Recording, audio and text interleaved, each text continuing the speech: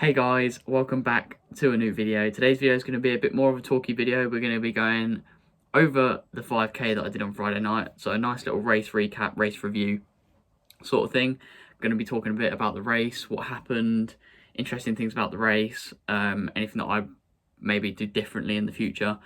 So yeah, let's get into this.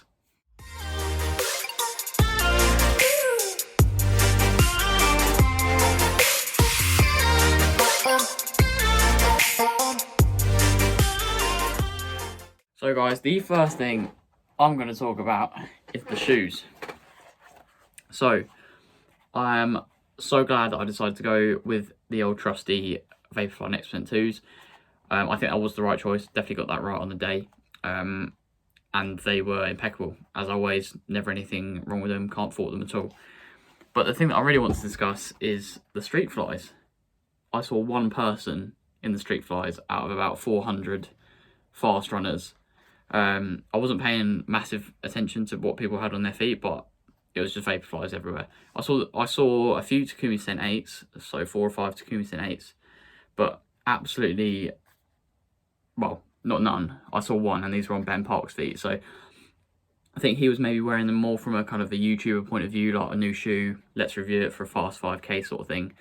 And he even said that he wishes he went for the Vaporfly Next Percent 2s.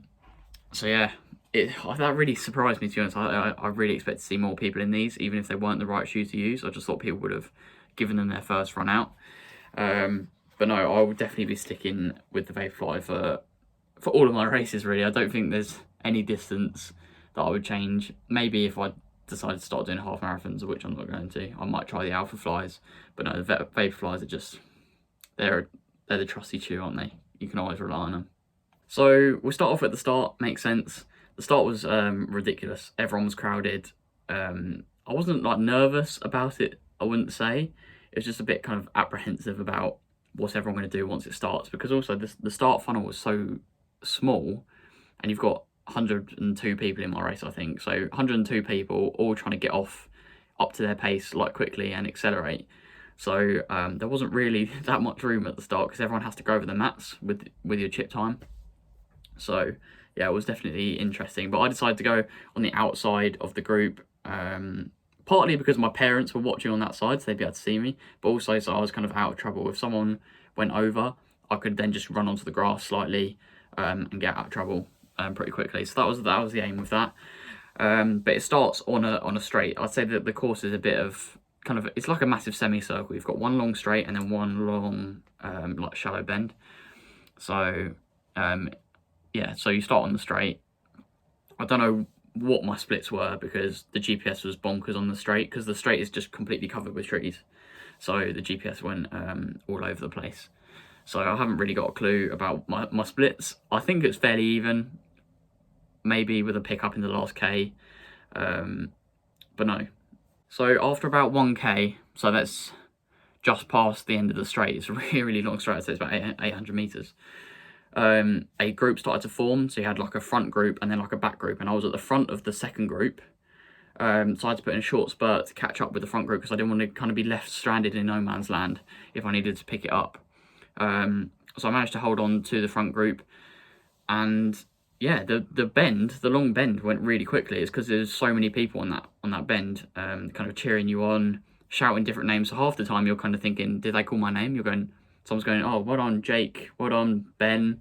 So I don't know why, I just kind of got a bit absorbed in kind of what I could hear. But it actually kind of helped pass the time a little bit. It's like, oh, blink and 2k was done. So I was at the end of the first lap. I went past my family again at about halfway. And I'd say there was people that I beat at the end that were a good 100 meters in front of me at that point. So I definitely paced myself properly, I think. And then coming into the second lap, I just started to pick some people off, and then I'd go past one, and then there'd be someone else that was slightly slowing down, so I'd go past him. It was like it wouldn't let me slow down, because I had someone to focus on the whole way. And I think that is probably one of the best things about this race, is that there was always someone to focus on, always someone to overtake, and always someone to run with as well. There was a fair bit of tripping I could see in front, and then around the park there's these odd couple of bollards. So obviously if you couldn't see the bollard and then someone quickly moved out in front of you because they saw the bollard, It could cause some problems, but I was okay because I'd already run the course before we started, so I knew where the bollards were going to be. But no, yeah, it was. I don't think you can have a quicker 5K in terms of having people to run with and run after, like try and catch up with. And then I did see the tall figure of Marshall Smith. He's a bit of a nemesis on this channel. Absolutely lovely guy. Got so much time for him, but when it comes to running, he just always seems to get me, and it's super frustrating.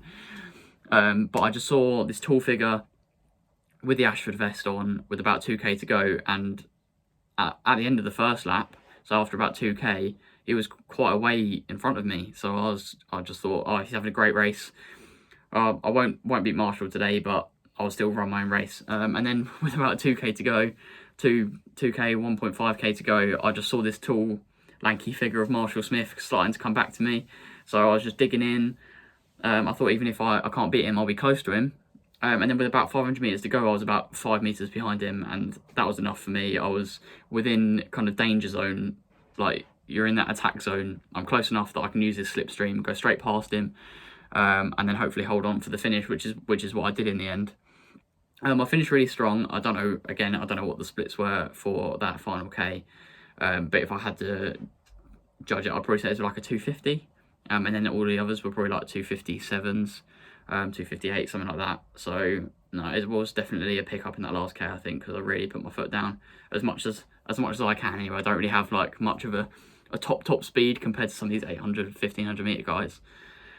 But yeah, overall, really chuffed with my pacing, the splits, although I don't really know the splits, my sprint finish, and just how I kind of ran the race. I didn't really treat it like a normal race where I go to win. This was purely for the time. I didn't care if I came last. If I got the time that I wanted, that was enough for me.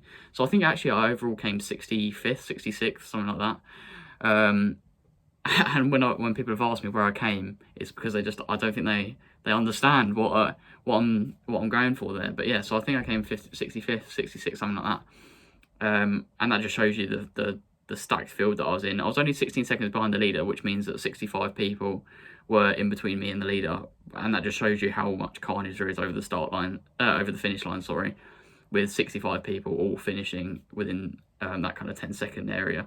So it was definitely a case of once you finish, you have to move out of the way. So you kind of had to sprint an extra 50 meters just to clear the finish line, because otherwise you're going to get taken out by all these runners like coming through to finish their race.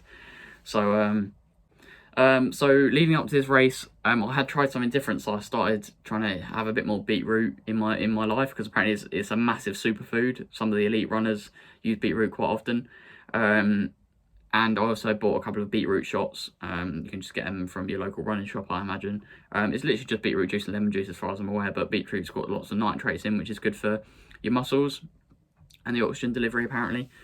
So yeah, I gave that a try, and couldn't tell you if it definitely 100% worked, but it definitely didn't not work, if that makes sense, because I ran 14:40, so I think it worked. I felt so fresh on race day. So leading up to this race, I had tapered a lot more than I would normally. So normally I'm the sort of person, if I've got a race on Saturday morning, I'll train on the Wednesday as normal, and then Thursday and Friday will be easy. So I'll have 2 days of rest, and no more. Whereas this week, I pretty much did my long run on the Sunday. I then did a day off Monday, easy run Tuesday, a really small 10-minute tempo Wednesday, an easy run Thursday. So it was easy the whole week, pretty much. And it massively paid off. So yeah, I wouldn't change anything with that. I put my faith in Donald Carter, the PB dealer, and it paid off. We had a little chat kind of on the Sunday night, the Monday, because I had a tiny calf niggle, and I was going, look, what should I do this week? And he was going, just rest tomorrow, take it really easy this week. And if I'm honest, I was a bit nervous. I was going, I don't take it easy on race week. I feel like I'm going to feel lethargic on race day. This is a big race. I don't want to mess it up. And he's going, no, trust me, you'll be fine. So I was like, okay, I'm going to put my faith in you, Mr. DC. And it paid off massively. So that's it. If anything's come from this experience, is always listen to your coach. if it goes wrong, it goes wrong. But it just means you put that stress, that kind of the nerves into someone else. It's not your fault.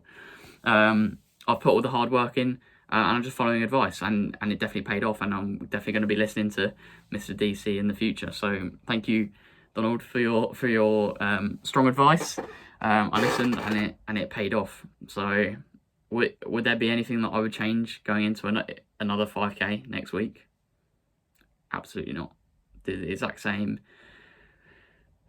Yeah, it's hard to know really, because I don't really race 5Ks. 5Ks are not really my thing.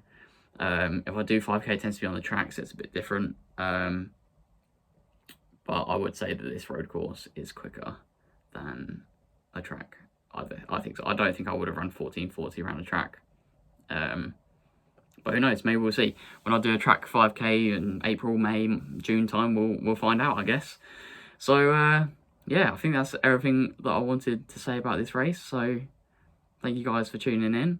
Hopefully this hasn't been too much of a boring video, just me kind of talking to you about how the race went.